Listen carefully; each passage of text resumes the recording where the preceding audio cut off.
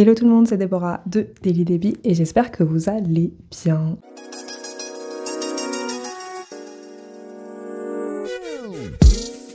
Aujourd'hui, on va parler des sorties du mois d'octobre. Je ne sais pas si vous avez vu, mais Mariana Enriquez a sorti un nouveau recueil de nouvelles. Et on va aussi parler de Wash Day parce que c'est enfin disponible en français. Je m'y attendais pas du tout, mais alors vraiment pas du tout. Et je l'ai vu popper dans mes notifications, donc je me suis dit, il faut absolument qu'on en parle.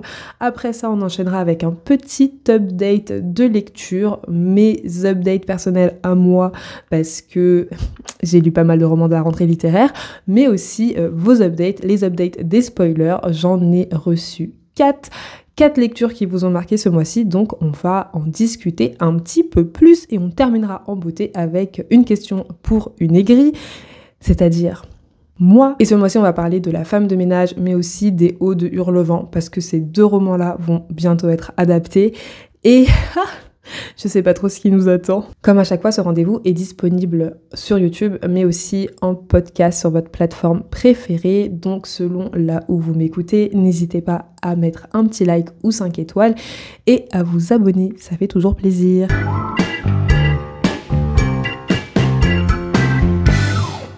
Après le mois de la rentrée littéraire, j'avoue que j'avais quelques doutes sur le fait que ce soit possible de dénicher des petites pépites pour le mois d'octobre, mais j'ai quand même eu quelques bonnes surprises et finalement il y a des romans qui sortent et je me dis c'est pas plus mal qu'ils sortent en octobre parce que ça nous donne l'occasion d'en parler un petit peu plus et surtout ils sont pas noyés dans la masse de livres qui sont sortis en septembre. Le premier roman dont je vais vous parler aujourd'hui, c'est Un lieu ensoleillé pour des personnes sombres de Mariana Enriquez. J'ai découvert cette autrice l'année dernière avec Les dangers de fumer au lit. Donc c'est un livre que j'avais lu, enfin c'est plutôt un recueil de nouvelles que j'avais lu dans le cadre du club de lecture 10 Spoils. Donc c'était vraiment un recueil très très perturbant, même je dirais presque dérangeant, à un univers qui est assez propre à elle, avec beaucoup de morts, beaucoup d'esprits. C'est assez violent, même si c'est pas forcément de la violence sanglante, de la violence physique. Il y a toujours un peu cette touche de violence qui te met mal à l'aise. Et là, donc, elle a sorti un nouveau recueil de nouvelles avec ces mêmes thèmes. Cette fois-ci, on a 12 nouvelles, si je dis pas de bêtises. Oui, c'est ça, 12. Et on a encore des femmes dans cet univers, dans ce monde dans lequel on vit, moi-même j'y vis, mais on a ces 12 femmes qui sont soit confrontées à la violence du monde, soit qui commentent la violence du monde. Et pour le coup, je sais pas si ça va pas être une redite un peu de ce qui a été dit dans Les dangers de fumer au lit. Je sais pas si c'est de la redite, si c'est quelque chose un peu nouveau, si ça va enrichir, on va dire, son univers. Mais je pense que pour les personnes qui ont été intriguées par Notre part de nuit, qui est son roman, ou même son recueil de nouvelles, Les dangers de fumer au lit, ça peut être intéressant de la découvrir à travers de nouvelles nouvelles et voir si effectivement elle a un univers qui nous intéresse, si elle a un univers qui nous intrigue. En tout cas, je suis assez curieuse de savoir ce qu'elle a à nous dire cette fois. Le deuxième roman qui m'intrigue et que j'ai déjà acheté, je l'avoue, c'est Les prénoms de Florence Knapp. Alors là, c'est une histoire que je trouve assez originale parce qu'on se pose la question de l'impact du prénom dans la vie de quelqu'un. Donc on suit Cora, donc le personnage principal, qui est une mère qui vient d'accoucher d'un petit garçon et qui se demande le prénom qu'elle va lui donner. Et donc Cora hésite entre 3 prénoms. Le prénom de son mari, Gordon, parce que la tradition veut que l'enfant porte le nom de son père, mais donc elle doute et elle hésite également entre le prénom Bert et le prénom Julien.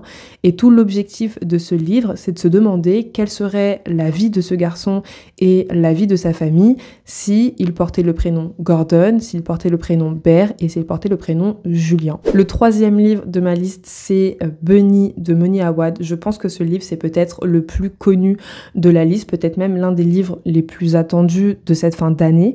C'est un roman un peu de la mouvance Dark Academia qui a super bien fonctionné chez les anglo-saxons.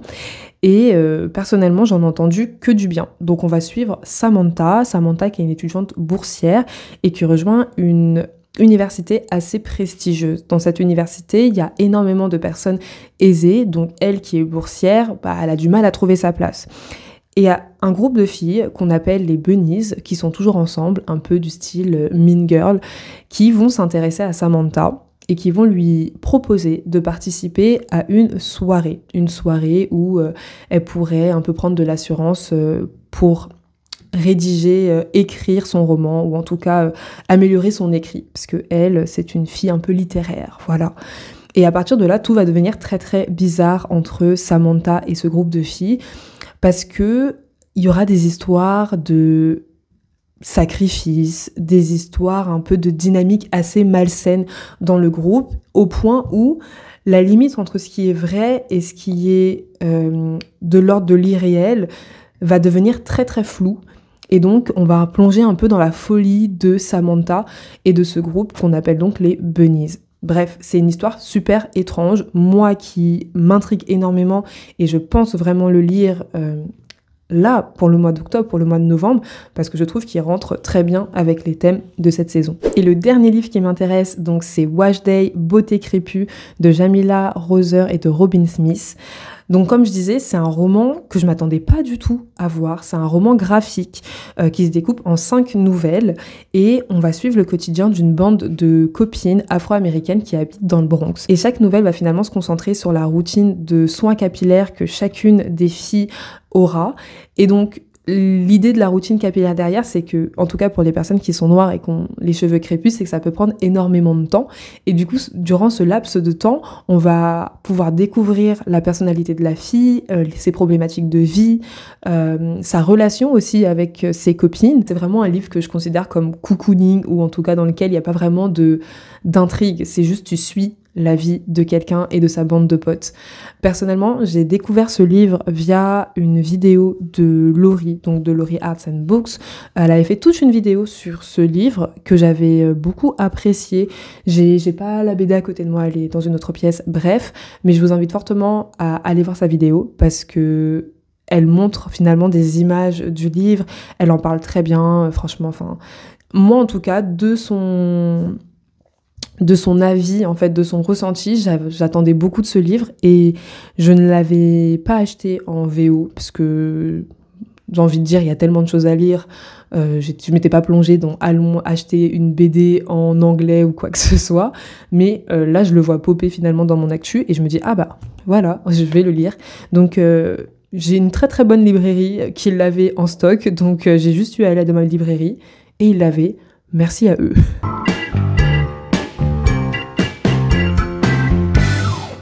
Ensuite, passons aux lectures marquantes des spoilers. Donc pour faire court, les lectures marquantes des spoilers, c'est une activité que je vous propose dans le cadre du club de lecture. L'objectif, il est super simple, c'est que tous les mois, vous me partagiez la lecture ou les lectures qui vous ont marqué, que ce soit des lectures qui vous ont plu ou des lectures qui vous ont déplu, et qu'ensuite, vous pouvez me dire en quelques phrases ce qui vous a plu ou déplu dans cette lecture. Bref, c'est un update, tout ce qu'il y a de plus simple. Le but ici, c'est que je puisse vous partager les retours des spoilers et c'est dispo en audio, en vidéo ou pour ceux qui sont uniquement sur Substack, à l'écrit parce que je vous partagerai leur avis. Donc, nous avons reçu 4 avis ce mois-ci. Je vais vous les lire. Alors, le premier retour, il est de Natacha. Donc, Natacha, elle a lu ce mois-ci l'une ou l'autre de Oyikan Braithwaite et elle nous dit que ça faisait très longtemps qu'elle n'avait pas dévoré un livre. Elle a trouvé l'écriture fluide, le scénario intense et l'autrice place une délicieuse touche d'humour subtil au cœur du suspense. Elle le recommande notamment à ceux qui aiment les livres courts et intenses et à ceux qui souhaitent découvrir une autrice nigériane. Parmi les 4 retours qu'il y a eu ce mois-ci, c'est le seul livre que j'ai lu et je dois dire que j'ai également beaucoup apprécié ce roman. Pour ceux qui se disent « Ah, mais le nom de l'autrice me dit quelque chose » et je sais pas pourquoi, c'est parce que c'est également celle qui a écrit Ma sœur serial killeuse. Si vous avez aimé ce livre, je vous conseille fortement l'une et l'autre, dans le sens où l'écrit un petit peu revient, ce côté un peu noir, un peu humour déplacé qui met mal à l'aise, est également présent dans l'une ou l'autre. Et comme le dit Natacha, c'est une lecture qui est assez courte. Je pense que personnellement, je l'ai lu en un jour, en quelques heures, vraiment, ça se lisait très très bien. Après, nous avons un retour de Laurie, la best du 92, qui elle a lu Model Home de Rivers Solomon. Elle nous dit coup de cœur très douloureux pour ce récit horrifique de l'horreur type fiction littéraire où l'auteurice twiste le concept de la maison hantée. Ici, la maison est un concept, elle désigne davantage ce qui se passe dans la maison que sa structure. Et elle le recommande notamment à... elle le recommande à tout le monde. Elle est marrante, Laurie Labesse du 92. Elle le recommande à tout le monde, mais elle dit quand même qu'il faut checker les trigger warnings parce qu'il n'y a rien de graphique, mais c'est assez immersif et violent. Le troisième update, c'est de Célia. Célia qui a lu Les hommes qui marchent de Malika Mokedem. Et elle nous dit « Ce livre est un réel coup de cœur que j'ai découvert par hasard. Il retrace les différentes histoires des femmes d'une famille initialement nomade. On découvre ou redécouvre l'histoire de l'Algérie par ce regard de femme. » Et on arrive au dernier update des spoilers qui est de Laura. Laura qui a lu 34 mètres carrés de Louise May. Oh là là, Louise May. Je finis son avis, je vous dis quelque chose sur Louise May. Donc, elle nous dit sur 34 mètres carrés, c'est un livre très court mais très poignant qui parle de violence domestique.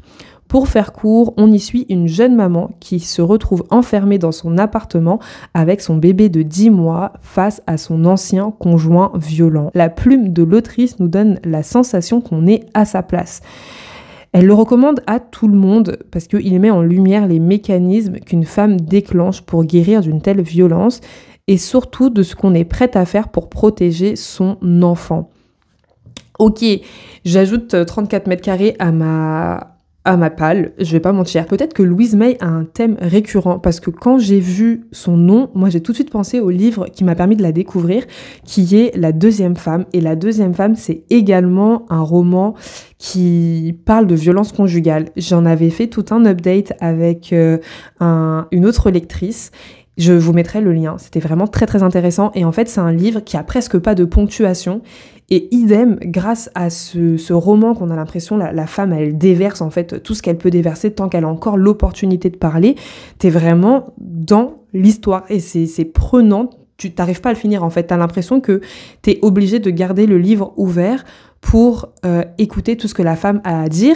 Et c'est d'autant plus poignant comme façon de faire dans le sens où il n'y a presque pas de paragraphe. Donc si tu t'arrêtes, tu ne sais même pas vraiment où reprendre. Donc tu es obligé de tourner les pages les unes après les autres pour écouter tout ce que la deuxième femme finalement a à dire. Ce livre-là, franchement, banger. Ça fait quoi? Peut-être 4 ans maintenant que je l'ai lu et je me souviens encore des sensations que j'ai ressenties lors de la lecture. C'était totalement bouleversant, je vais pas vous mentir, c'était prenant, ça prenait aux tripes et tout, c'était waouh. Je recommande, mais pareil, gros trigger warning, violence conjugale et violence conjugale, ouais, c'est un livre qui laisse pas indifférent, on va dire.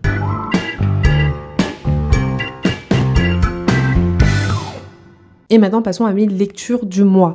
Donc ce mois-ci, comme je vous disais tout à l'heure, j'ai principalement lu des livres de la rentrée littéraire. Je suis assez satisfaite, pour ne pas mentir, des livres que j'ai lus. La plupart m'ont plu. Et j'espère que ça va continuer comme ça, parce que j'ai d'autres livres de la rentrée littéraire qui m'intéressent énormément et que je veux lire tant que je suis dans le move de la lecture, on va dire.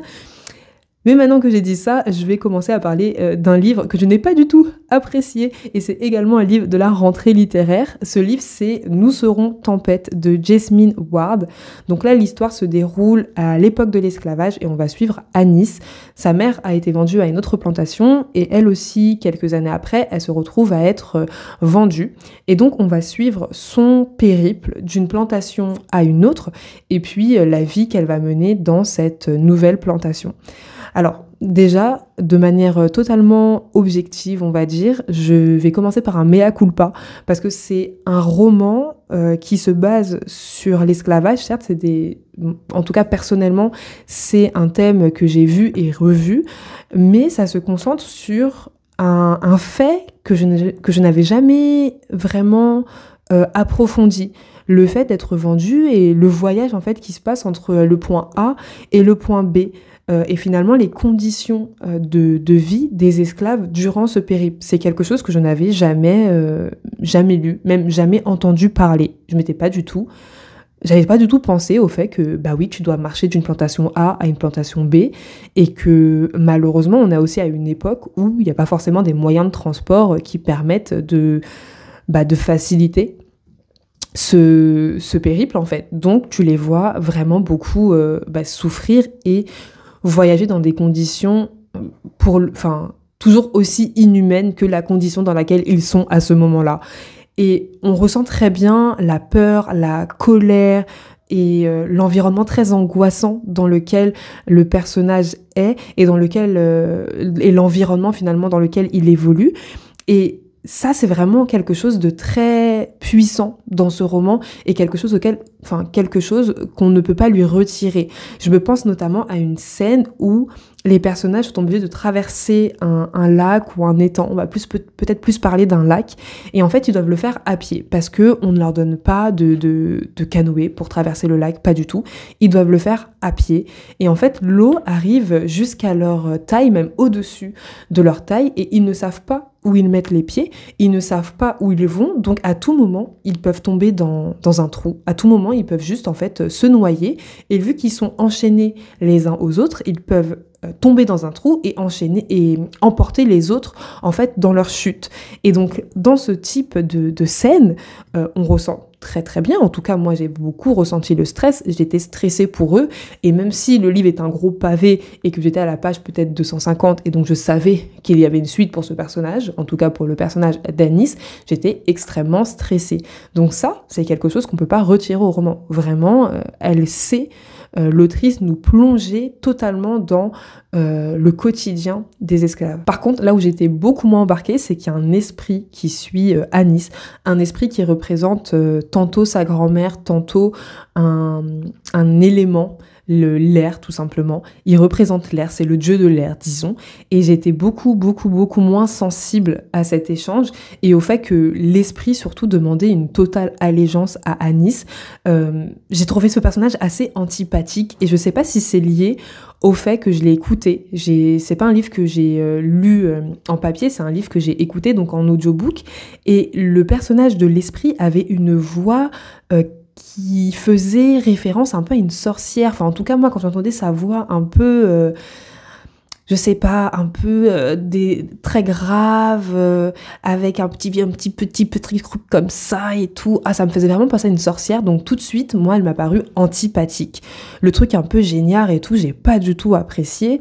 Et même si dans leurs échanges, il y avait un peu une passation de connaissances, de l'histoire des ancêtres d'Anis, etc., bah moi, en fait, cette sorcière, je l'ai pas du tout appréciée. On est dans un moment où Anis, en fait, est en plein désespoir. Sa famille n'est pas là, elle est toute seule, il y a personne qui l'aime, elle est vraiment en mode survie.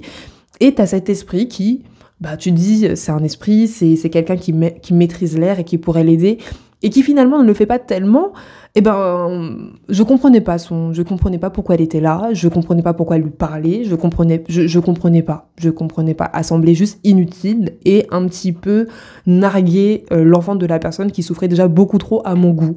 Donc cet échange n'a pas fonctionné pour moi et ça m'a vraiment sorti de l'histoire à plusieurs moments. Donc malgré tous les points positifs que ce livre pourrait avoir, ça n'a vraiment pas fonctionné pour moi. Après ça, j'ai La Bonne Mère de Matilda Di Matteo. Donc là, on va suivre Véro qui est présentée comme une cagole de Marseille et Clara qui est sa fille. Clara qui est montée à Paris pour suivre des études supérieures à Sciences Po. Et en fait, quand l'histoire commence, Clara retourne à Marseille pour voir ses parents avec son petit ami, dont j'oublie totalement le prénom, qui est un petit bourge francilien, disons, et sa mère n'accroche pas du tout avec lui. Et elle le surnomme même le girafon. Donc ça, c'est un peu le point de départ de ce roman. Et moi, ce que j'en retiens vraiment, c'est que on a finalement deux visions du féminisme et des violences conjugales, on va dire, qui s'opposent. Et tout du long, on se demande, est-ce que ces deux visions, elles sont réconciliables? Est-ce que cette mère et sa fille vont réussir à communiquer de nouveau? Est-ce qu'elles vont réussir à trouver un terrain d'entente et d'entraide? Est-ce qu'elles vont réussir à se comprendre? Voilà, malgré leurs différences et malgré les différences de génération. Et ça fonctionne d'autant mieux qu'on suit une mère et sa fille qui s'aiment, qui sont diamétralement opposées, mais qui, dans les faits, ne se veulent pas du tout de mal. Et ce qui fait surtout que moi, j'ai beaucoup aimé le livre et que je suis rentrée assez facilement dedans, c'est que la mère, elle est totalement fofolle, elle est starbée, elle est décalée. Souvent, elle était très gênante aussi. mais finalement ça marche bien et au bout de 20-30 pages, t'adoptes totalement la mère, tu la suis, tu veux avoir plus d'informations sur elle, tu veux l'avoir gagné un peu cette bataille, et vraiment que demander de plus qu'une rentrée où tu rigoles un petit peu. Et le dernier roman de la rentrée littéraire que j'ai lu, c'est Ce refrain qui te plaît de Nadège Erika. Donc on suit une mère qui est célibataire et qui a un fils qui souffre de troubles psychiques. Elle est seule, elle se sent même terriblement seule. Et donc, il n'y a pas vraiment d'intrigue. On va suivre le quotidien de cette mère. Donc, elle hospitalise son fils sort de l'hôpital, son fils disparaît, elle le retrouve, elle l'hospitalise de nouveau, et ainsi de suite. La boucle se répète et se répète encore. C'est vraiment une boucle sans fin. Donc, on pourrait à un moment être lassé, mais bizarrement, c'est pas arrivé avec moi. J'ai eu énormément d'empathie pour Cora, et finalement, l'histoire, le seul objectif en tout cas que moi j'ai vu dans cette histoire, c'est un peu de mettre en avant le manque de compassion qu'on pouvait avoir pour les proches aidants. Parce que quand on regarde les proches de Cora, donc sa famille par exemple, la mère de Cora, les amis aussi de son fils, les amis de Cora, quand on regarde le personnel hospitalier, eh ben, très peu de personnes pensent à Cora, à son bien-être, à comment elle vit cette situation. Au contraire, on attend d'elle qu'elle puisse tenir le coup, qu'elle soit toujours là pour son enfant et qu'elle s'oublie totalement face à son enfant. Donc elle a presque l'obligation même de perdre la santé pour son enfant. Je dis ça parce qu'il y a quelques scènes dans le livre où on la voit presque perdre pied, et ça surprend personne en fait. On attend ça d'elle. Tu es la mère d'un enfant qui a des problèmes, donc tu devrais presque subir ses problèmes et toi-même être fier de porter ses problèmes. Et c'est peut-être un petit peu à côté de la plaque de dire ça, j'en sais rien. Mais moi, ça m'a quand même fait penser à un feel good. Parce que, au-delà du fait que tout le monde manque de compassion et que toi, lecteur, t'es le seul à avoir un peu de compassion pour Cora, j'ai l'impression que l'idée aussi derrière, c'est de dire, il faut que les gens pensent à eux, il faut que Cora puisse penser à elle. Et durant toute l'intrigue, on la voit certes des fois plonger, aller au plus bas, mais on la voit aussi prendre conscience que sa santé est importante, prendre conscience qu'il faut savoir lâcher un peu du lest et apprendre à prendre soin d'elle. Donc oui, moi j'ai vu ça un peu comme un Virginie Grimaldi, pas forcément dans le mauvais sens du terme, c'est pas une critique, mais je vois ça comme, ok, un personnage prend soin de soi et dans tout ce mal qui lui arrive, elle en a tiré quelque chose de bien. Et je termine mes updates avec un livre que j'ai terminé récemment et qui ne fait pas partie de la rentrée littéraire. C'est un livre que j'ai découvert il y a quelques semaines parce que j'ai appris qu'il allait être adapté en mini-série et ce sera dispo d'ici quelques mois sur France TV et HBO Max. Ce livre, c'est Désenchantée de Marie Vareille. Donc on suit Fanny, c'est une journaliste qui revient dans la ville de son enfance pour faire un reportage sur Sarah Leroy. Sarah Leroy, c'est une jeune fille qui a disparu il y a 20 ans. La personne qui a été emprisonnée pour son meurtre va bientôt sortir de prison et il a toujours clamé son innocence. Et Fanny n'est pas très à l'aise à l'idée de partir dans cette ville pour faire un reportage parce que sa petite sœur était l'une des meilleures amies de Sarah Leroy. Et sincèrement, ce livre se lit super bien. J'étais éberluée, on va dire la vérité. J'y suis allée avec pas trop de conviction. Je me dis, ouais, ok, une personne qui disparaît, on arrive dans la ville, il y a des secrets, etc. En fait, on se rend compte que tout le monde a un petit peu joué dans sa disparition, et en fait ça se lit vraiment super bien. On alterne entre le passé et le présent. Le passé, c'est les mois qui ont précédé la disparition de Sarah, et le présent, c'est un peu les révélations qu'on découvre au fil de l'enquête de Fanny, donc notamment les secrets que peuvent cacher la petite sœur de Fanny. Et j'ai passé vraiment un très très bon moment. J'ai vraiment suspecté tout le monde, je me suis fait des opinions très arrêtées, et finalement même la révélation finale m'a beaucoup surprise. Alors oui, bien sûr, il y a des éléments que j'avais tiltés au cours de ma lecture et je me suis dit, ok, je vois le lien, je pense que c'est X ou Y qui a fait ça. Mais en fait, la façon dont les événements sont amenés, comment les révélations tombent, et je dirais même la personne qui fait les révélations, C'était vraiment très très très bien ficelé et j'ai hâte de voir la mini-série. Vraiment, j'ai hâte de voir la mini-série et je dis, moi qui avais abandonné les thrillers depuis un moment, j'ai hâte d'en relire. Je veux en relire d'autres. Ce livre m'a donné envie de relire d'autres thrillers.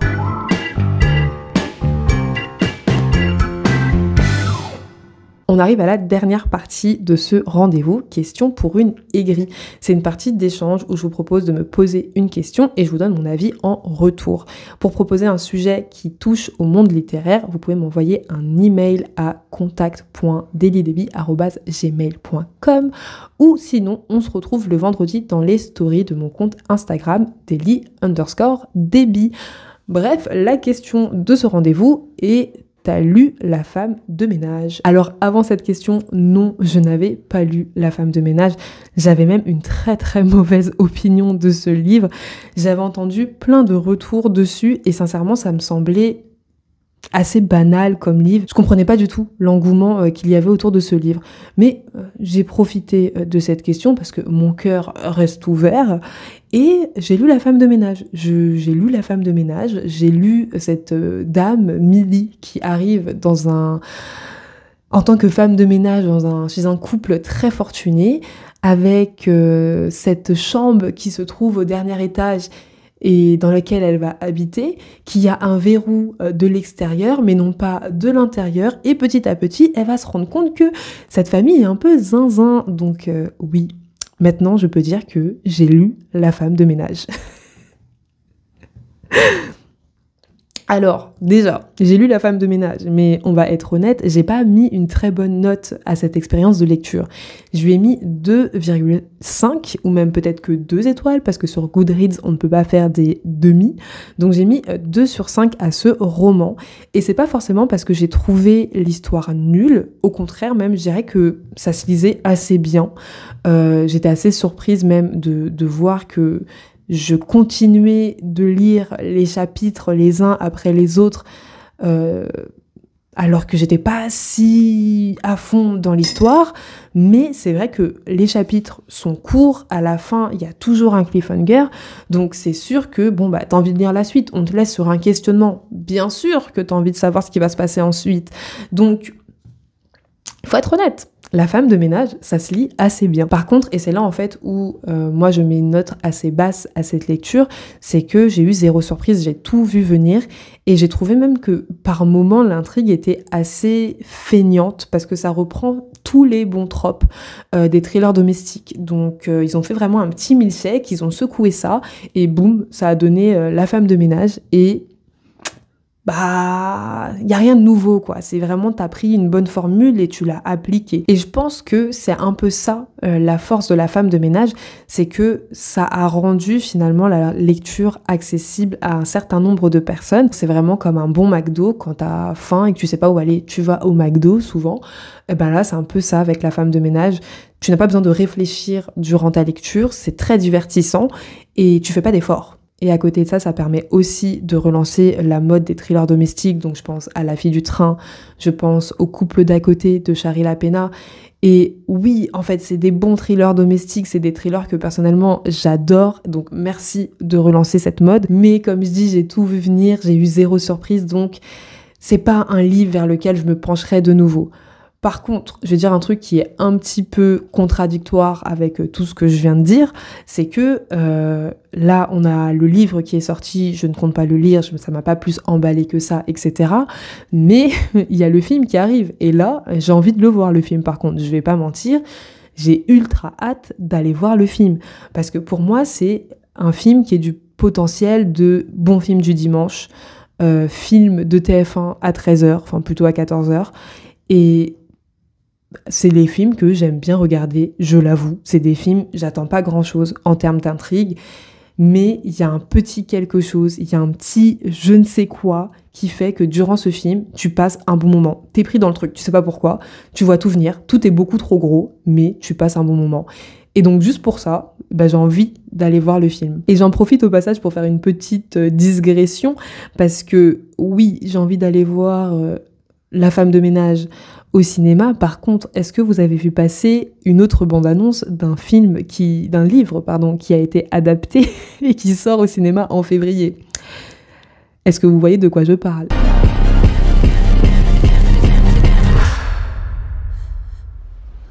Veux-tu que j'arrête? Je sais pas si vous avez vu, mais il y a Les Hauts de Hurlevent qui sort au cinéma en février. Et pour le coup, je n'ai pas du tout hâte d'aller voir ce film au cinéma. Je n'irai pas voir Les Hauts de Hurlevent au cinéma. La bande-annonce, elle est assez imbuvable. Il y a une sorte de vibe un peu dark romance qui me fait penser à 50 Shades of Grey. Et vraiment, juste stop, quoi. C'est juste pas possible. Les Hauts de Hurlevent, ce n'est pas une romance. C'est une histoire de vengeance, c'est une histoire un peu d'ego mal placé, c'est un drame, mais ce n'est absolument pas une romance. Je ne vois pas pourquoi on market cette adaptation comme une romance. En plus, ils sont là, ils marketent ça comme le film un peu de la Saint-Valentin, mais vraiment au secours, genre à quel moment c'est une relation qui fait rêver.